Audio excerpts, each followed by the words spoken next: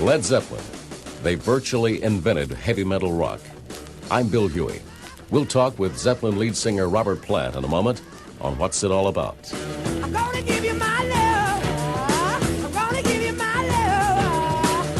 Oh, whole lot of love. Whole lot of love. Whole lot of love. Zeppelin came together in the late 60s in two parallel streams. While guitarist Jimmy Page and bassist John Paul Jones were making reputations as studio musicians, Plant was leading a British group called Band of Joy.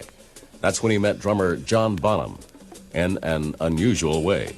There was a man who stood in the audience and said to me, listen, you're pretty good, but you really need a good drummer, and I'm the best drummer in the world. And he came and joined me. It would be about 1967.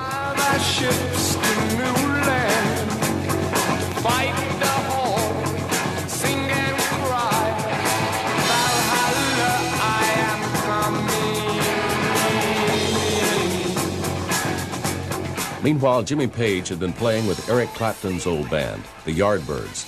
The group was running out of steam. Members were quitting around him, and Page needed players. So the call went out from Page's manager, Peter Grant. I received a telegram from one Peter Grant saying, Terry Reid says you're the best singer in England. Come and try and sing with the Yardbirds. And I thought somebody was, getting me at it, so I ignored the telegram and just lived in destitution and poverty for another 2 days until the next telegram came. There's a lady who's sure all that glitters is gold, and she's buying the stairway to heaven.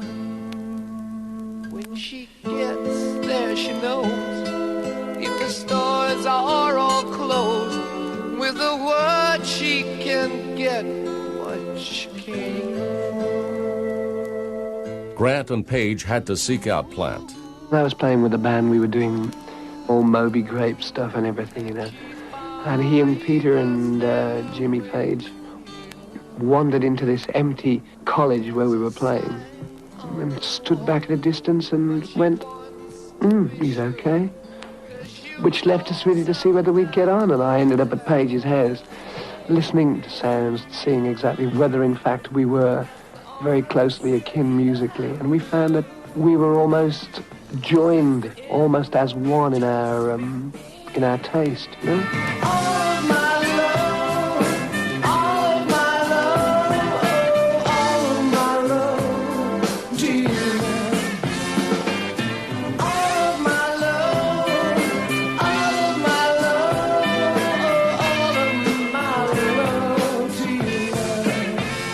It was my turn to say to Bonham this time, listen, I've got a great band. You're the drummer, And he said, oh, no, not again. Of course, the new Yardbirds were renamed Led Zeppelin, becoming the most successful heavy metal band ever. 12 years later, in the fall of 1980, drummer Bonham was found dead, apparently after a drinking bout. Like another hard rock group, The Who, Zeppelin had always been known as a party-loving bunch. And now Bonham had met a fate similar to The Who's great drummer, Keith Moon. We've always been known to be a band who've really gone out and enjoyed ourselves, as well as playing on stage. I mean, having a good time, and there was a period, I suppose, which almost fits into a lighter version of maybe a Hollywood Babylon to come, when there was a sort of a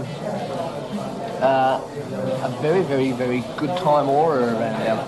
The tragic deaths of John Bonham, Keith Moon, and numerous others who have suffered similar fates were not because they were party-loving, good-time people. Ideally, we're all like that. It only becomes destructive, as with anything we do, when excess is the rule. It was no less than Shakespeare who wrote, "Violent delights have violent ends, and in their triumph die, like fire and gunpowder, which, when they kiss, consume." And that's what it's all about.